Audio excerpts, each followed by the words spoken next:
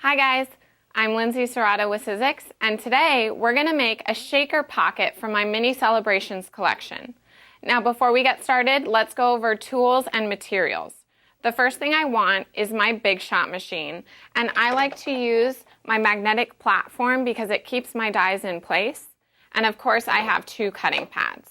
Now for materials, I have my selected colors of paper. I also have a little piece of acetate for my shaker window, and you can use vellum if you want. And I have all my favorite adhesives, wet and dry. And then I have some sequins, my die set with 5 dies included. I have some Sizzix adhesive sheets.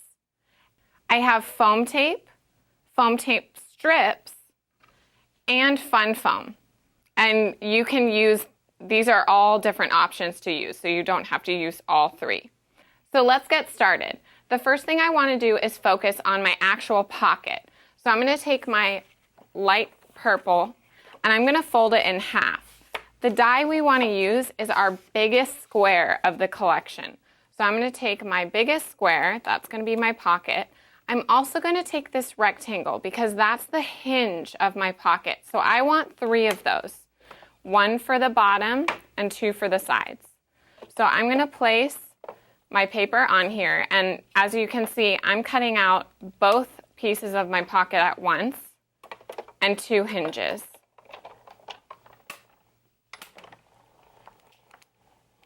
So these are the pieces that I've cut out, 2 pocket pieces and 3 hinges. I want to take my hinges, and you can see a crease line down the center of all 3, and I can just fold on that crease line for each one. So as you can see here, I've glued one side of my pocket to all 3 hinges, and now I'm going to do the same thing, connect the other side to the hinges as well.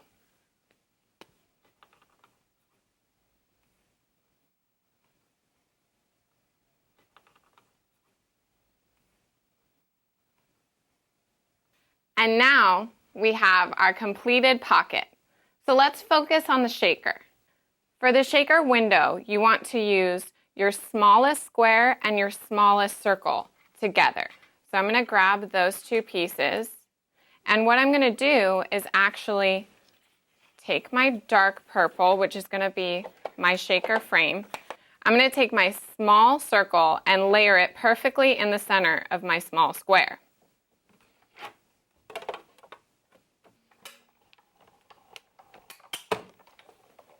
And what I end up with is the perfect frame to my shaker.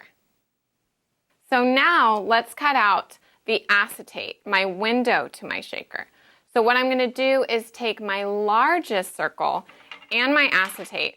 And one little trick to this is your acetate is very sensitive. It can get easily scratched. And with our cutting pads, there can be a lot of junk on here, and you want to protect your acetate. So what I usually do is I will take a scrap piece of paper and sandwich my acetate in between both sheets, just like this. And it'll cut all 3 sheets. You don't have to worry about that, but this is just an extra protection.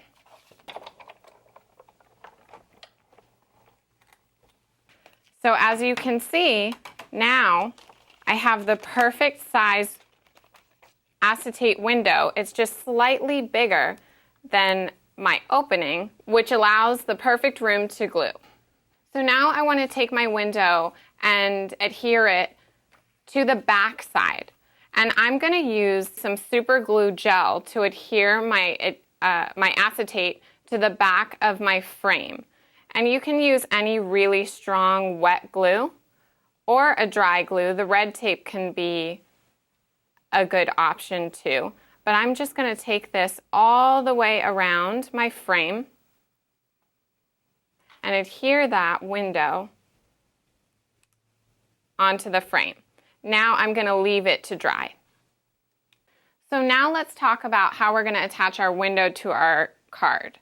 And you have options. As I mentioned in materials, you can use foam tape that comes in these rolls. That's very easy. You can also get the big foam tape sheets and cut strips out of them, which I've done here. Or my favorite is a little hack. And what I've done is I've gone to the store and bought those big sheets of fun foam.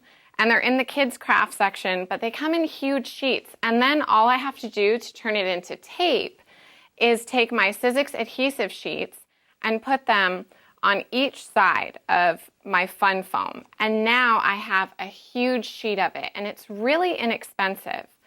So now what I want to do to get the perfect circle, my perfect window, is I'm going to take my largest circle and my smallest circle. And here's the trick. I'm going to run these two circles through my machine with my fun foam, and I'm going to create the perfect foam tape shape for my shaker. So I'm going to center these one inside the other.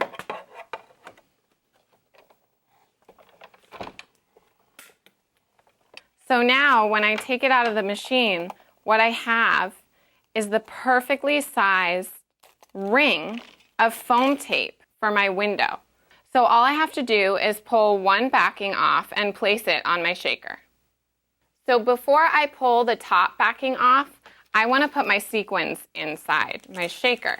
And one trick, if you always have a problem with your acetate getting very staticky, one trick that you can use is a dryer sheet. All you have to do is take the dryer sheet and rub it a little bit on top of your acetate.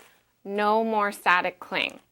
So now that I have my sequins perfectly placed inside, I can release that backing. Now before I adhere my pocket to my shaker, I have one more trick. As you can see, the pocket's just slightly bigger than the shaker, and it would be really difficult to try and center the pocket on top.